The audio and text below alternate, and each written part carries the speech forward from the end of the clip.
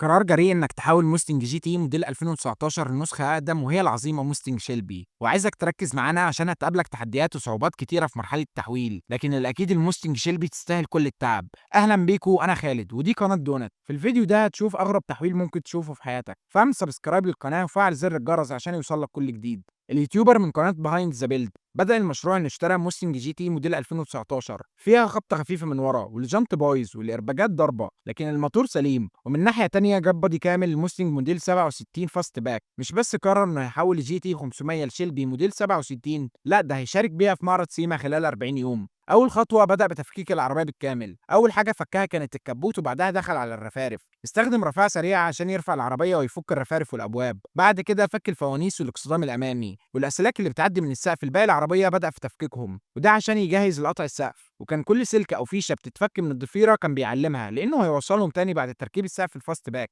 راح بعد كده على الجزء الخلفي، فك الشنطة والاكسدام الخلفي وكمان الفوانيس الخلفية، واستخرج الكاميرا الخلفية عشان هيعيد استخدامها هي كمان. وبعد ما فك الكراسي الأمامية ولقى إن مفيهاش تدفئة فقرر إنه هيغيرهم. آخر حاجة عملها في أول يوم كانت إنه فك الزجاج الأمامي، وده مهم جدا عشان يعرف يفصل البادي الجديد. وده طبعا عشان في فرق بين مقاسات الموستنج الفاست باك والموستنج الجديدة. تابع معايا عشان تشوف حصل ايه في المنطقة دي وازاي ظبط كل المقاسات. بعدها فك الزجاج الخلفي، بس الزجاج الجانبي اللي ورا مفهوش امل يتشال سليم فلازم يتكسر، وبالفعل كسره. وبعدها بدأ في قطع سقف العربية بالكامل، وده باستخدام منشار ترددي عليه أسلحة مخصصة لقطع الصاج، وده عشان القطعية تكون نظيفة ويقدر يلحم سقف الفاست باك بطريقة مثالية. بعد كده بعدها قرر يبدأ يقطع الرفارف الخلفية، ودي بتكون الطبقة الخارجية، وهياخدهم على جنب عشان يستخدموا لو احتاجوا تاني. وبعد كده هيبدأ في قطع القطاع الوسطي من جسم العربية بالكامل، وده جزء من شاسيه العربية، وبيوصل لمرحلة إن الشاسيه بيبقى فاضي تقريبا ومفيهوش غير الجزء السفلي. واختار يعمل ده بطريقة القطع بدل ما يستخدم طريقة الحفر وفك نقط اللحام. فك نقط اللحام هيطلع القطع اللي بتكون في الشاسيه سليمة، لكنه محتاج يوفر وقت، وعشان كده بدأ في تقطيع القطع. خد بالك الجسم الجديد الفاست باك ال 67 أقصر من جسم الموستنج 2019، فلازم الجزء الخلفي يتقص بالكامل ويتم تقصيره بشكل مدروس، وده فعلا اللي عمله. وبعدها جابوا القطع الجانبية الجديدة للفاست باك اللي هتكون الشاسيه الجديد، بدأوا يركبوها على الجسم القديم. بس عشان ده يتم صح لازم يقطعوا شوية في البادي القديم عشان القطع الجديدة تركب مظبوط، خاصة عند منطقة المفصلات بتاعة الباب. وعشان كده هو شال الزجاج الأمامي. كل تفصيلة في التجميع لازم تبقى مظبوطة 100%، لأن أي انحراف بسيط في أجزاء الشاسيه الجديدة اللي هتركب هيأثر على فوارق وخلاصات الكبوت وكمان الأبواب مع الرفارف.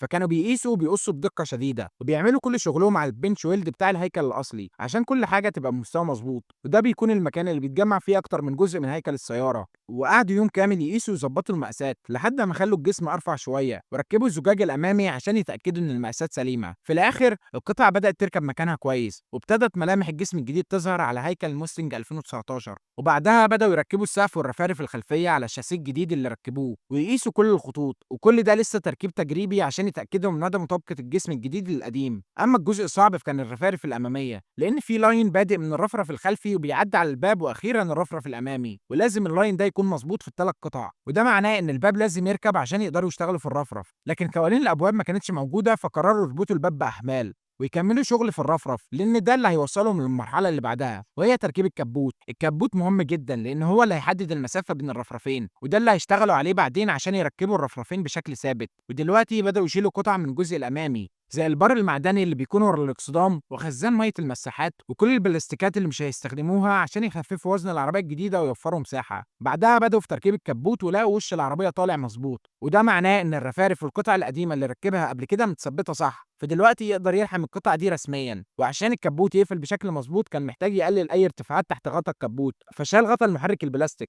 واثر فتحه تعبئه الزيت عن طريق انه ركب الكاب مباشر على بلوكه الموتور، وشال الوصله بين البلوكه والكاب. وهيشيل كمان الاير انتيك لان جاي لهم فلتر رياضي من شركه هولي اوسكار صاحبه. وبعدها بدا يشتغل على الدعامه الخلفيه الجديده اللي هتشيل مفصلات الشنطه وفي نفس الوقت بتقوي الشاسيه من ورا. عمل كروس بيم وربطه بالدعامات الجانبيه. بعد كده ركب مفصلات الشنطه في اماكنها الطبيعيه وقفل عليها بالدعامات اللي فصلها بنفسه. كده جسم الفاست باك المعدني خلص، وجي وقت الرول كيج، وده وظيفته عمل حسابات الانحناءات بدقه عشان الكيرف يطلع مظبوط وياخد شكل جسم العربيه بالظبط، وكمان يكون مخفي ورا التابلو وتجاليد الصالون. بعد كده جه دور نقلة فتحة البنزين من مكانها الأصلي في الموستنج 2019 اللي بيكون على الجنب لمكانها الكلاسيكي في الشيلبي اللي بيكون فوق الرفرف الخلفي. فجابوا انبوبه البنزين وقصوها وعدلوها عشان تمشي من التانك وتطلع لفوق، وركبوا غطا البنزين بتاع الشيلبي الاصلي اللي بيقفل باحكام. اشتروا شاسيهات ابواب جديده وركبوا لها اجزاء من ابواب تانية عندهم في الورشه، الزجاج والكوالين، وبعدها وصلوا الكوالين ومفتاح العربيه الاصلي. فقفلوا فتح الفاست باك بالكتروني زي الموستنج الجديده. الابواب ما كانش ليها تجاليد فعملوها من الالومنيوم، هيغطوها بجلد او الكنتاره. اشترى عتب جانبي شكله قريب من اللي عايز يركبه، وكمان عدل حاجات بسيطه فيه وركبه، ورجع لظهر العربيه وركب كالون الشنطه مكانه. وكان ناقص جزئين بيركبوا في سلاح الشنطه، ودي وظيفتهم تصريف الميه اللي هتكون على السياره، واكد انه هيركبهم. ومن الحاجات اللي ناقصه للسياره هي الاكسدام الامامي. جاب 3 دي برينتر سعرها 20000 دولار عشان يطبع الاكسدام قطعه واحده. اتصدم لما عرف انها محتاجه 9 ايام كامله عشان تخلص طباعه الاكسدام، وكمان محتاجه 15 كيلو من الفيلمنت اللي بيغذي الطبعه، وده سعره لوحده 300 دولار. قرر انه هيقسم الاكسدام لخمس اجزاء، وهيطبع كل جزء بشكل منفرد على الطبعه الصغيره لوحده، وبكده يكون وفر وقت كبير. ساب الطبعات شغاله وقرر يشتغل في الفوانيس الخلفيه. استعمل فوانيس الموستنج الجديده عشان ياخدوا منها المكونات الداخليه للفانوس زي وحدات الليد. خدها ودمجها فوانيس كلاسيك شيلبي جي تي 500 ستايل، واللي اشتراها من شركه فورد نفسها. نقل المكونات الداخليه، وبكره يكون اخد الشكل الكلاسيك مع المواصفات الجديده للفوانيس زي السيكوينال دي تايم راننج لايت. وعشان الموستنج الفاست باك تاخد شكلها كان لازم يقربها للارض. استخدم كويل اوفرز من شركه بي سي ريسنج عشان يعمل كده. فعلا العربيه وطي تبقى شكلها احسن بكتير، وغير كده ثباتها في السواقه هيكون احسن بكتير. كراسي الموستنج الجديده ما كانش فيها تدفئه وكان شكلها عصري، فاشترى كراسي كلاسيك جديده، واللي مخلي شكلها مميز وكلاسيك ان فيها تطريز على شكل جواهر. الكراسي كانت جايه مع سلايدرز واماكن تثبيت الكرسي في ارضيه السياره مناسبه للموستنج، فركبت بسهوله من غير تعديل. شكلها بعد التركيب مناسب جدا مع طابع السياره الكلاسيك. بدا يراجع التوصيلات الكهربيه، الحساسات والفوانيس وسنتر الابواب والشنطه، وكمان ارض السياره عشان يجهز السياره للتشغيل. فعلا شغل العربيه، لكن ظهر ايرورز كتير في الداشبورد، لكن كل ده كان متوقع وهيعالج الاخطاء دي. رجع يختبر قفل الشنطه، وكان متوقع ان باب الشنطه هيتفتح بمجرد ما يستخدم الريموت، لكن ما فتحش، واكتشف ان ده ليه سببين.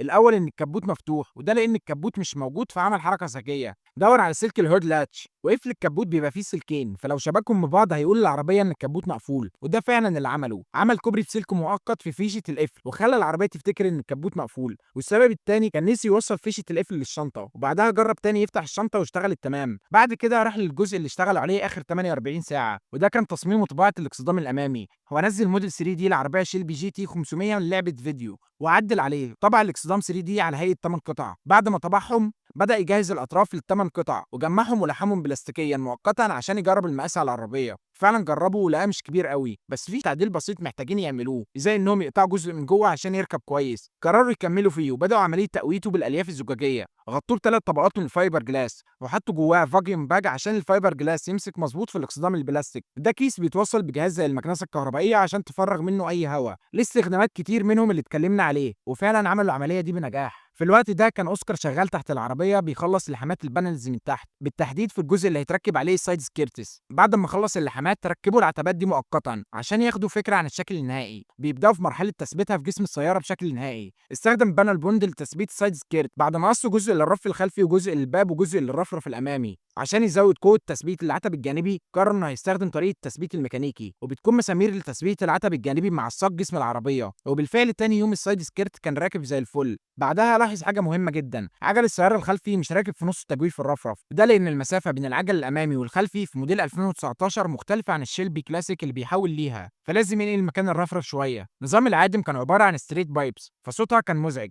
طلب نظام عادم جديد خاص بالنيسان 350 زد، لان قاعده العجلات الموستنج الجديده مقاساتها قريبه من مقاسات النيسان. النظام كان فيه ريزونيتور او خافض للصوت، فكان مثالي بالنسبه ليه عشان يركبه على الموستنج. راح يشوف الاكسدام الامامي بعد التصلب، لكنه اكتشف ان طبقه الفايبر جلاس اللي صبوها كانت رفيعه جدا، فبسرعه قرر انه يزود طبقات من الفايبر جلاس والاوبوكسي فوق الطبقات القديمه، وعمل فاكيوم باجنج من تاني. اثناء ما الاكسدام بينشف بدا يركب عازل الصوت على سقف العربيه، بعدين لحم السقف، وبعدها ملى التجويف اللي الشركه مصنعه بتسيبه عشان تتم عمليه اللحام ببادي فيلر، وده عشان يكون السطح ناعم وما فيهوش اي فاصل يكون ظاهر بعد اللحام. تاني يوم اكتشف ان الفايبر جلاس اللي بيكون صبه للاكسدام اتصلب في اماكن واماكن تانية لا، فكان لازم يحل المشكله دي. جاب لمبه يو في وجهها على الاكسدام، وده فعلا حل المشكله، والفايبر جلاس اتصلب بالكامل لان الحراره الخارجه من اللمبه بتساعد الاوبوكسي على التصلب السريع. كملوا شغل على الجسم الخارجي. زي تقفيل اي فواصل او الحامات على جسم السياره بالفايبر جلاس وتجهيز العربيه للدهان. في الوقت ده كان بيحاول يلاقي حل لفريم الفوانيس الاماميه. كبوت الشيلبي اطول من الموستنج، فقص الرفرف الامامي طوله لحد الكبوت.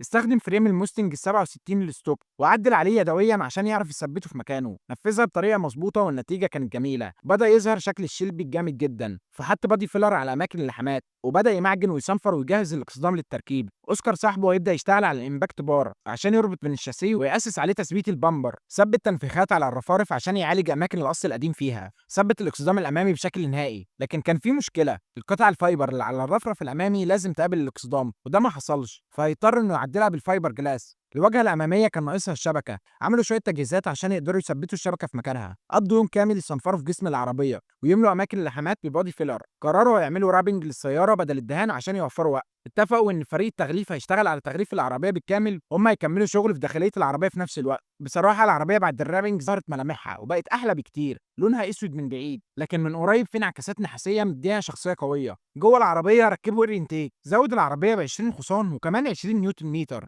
بداوا يركبوا التجاليد الداخليه ودي تجاليد معاد انتاجها للموستنج شيلبي. اضطروا يعدلوا فيها عشان يناسبوا الرول كيدج ويقدروا يركبوا احزمه الامان. تجاليد كان شكلها بلاستيك رخيص فاستخدموا لزق على شكل جلد وبيشكروا فيه جدا وبيقول ان هو غير شكل التجاليد بالكامل. قرر انه لازم يشتري شورت شيفتر عشان يحسن من قياده السياره. عمل كده واشترى واحد فعلا بس تركيبه كان صعب. اضطروا ينزلوا الشكمان وعمود الكردان وينزلوا الجير بوكس شويه عشان يركبوه. جه الوقت يغير عجله القياده. جابوا واحده مصنوعه من الكربون فايبر والجلد، شكلها رياضي ومسكتها ممتازه. غيروا نظام الترفيه القديم وركبوا شاشه اندرويد. قرروا يركبوا سماعتين قدام في الفريم الجانبي وسماعتين ورا داخل التجاليد الداخليه. اشتروا السماعات وبدأوا التوصيل وكده انتريور العربيه يكون خلص. ديركسيون كربون فايبر وشورت شيفتر وكمان نظام ترفيه وكل ده من غير ما يفقدوا روح العربيه الكلاسيك. ركب الكشافات والبلينكرز وكمان عدلهم عشان يطلعوا مستوى الاضاءه المناسب. ركب الفوانيس الخلفيه وحط مشتت اضاءه من الورق، ده خلى الاضاءه انعم وشكل الفانوس احلى. بس الحقيقه مش عاجبني انه عملها من الورق، كان ممكن يستخدم ماده تانية تكون مقاومه للحراره. قرر ينزل العربيه على الارض ويركب الجنوط اللي اختاروها وكان لونها برونزي. حس ان لون الجنط مش ظابط على لون العربيه فقرر انه يغير الجنوط دي بلون التيتانيوم وفعلا بقى شكل العربيه بعدها احلى بكتير. ركبوا الزجاج الامامي والخلفي وركبوا الكاوتش العازل للاتربه في حلق الباب وركبوا كل الاجزاء الخارجيه على السياره.